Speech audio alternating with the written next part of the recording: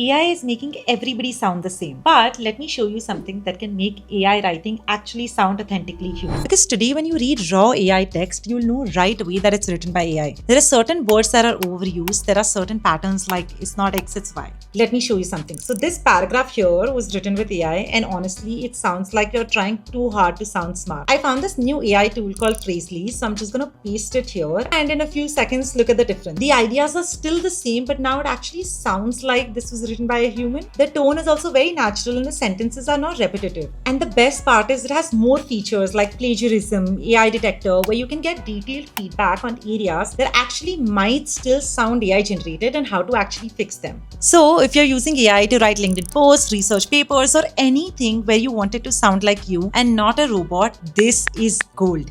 It's called Phrasely AI. Go check it out.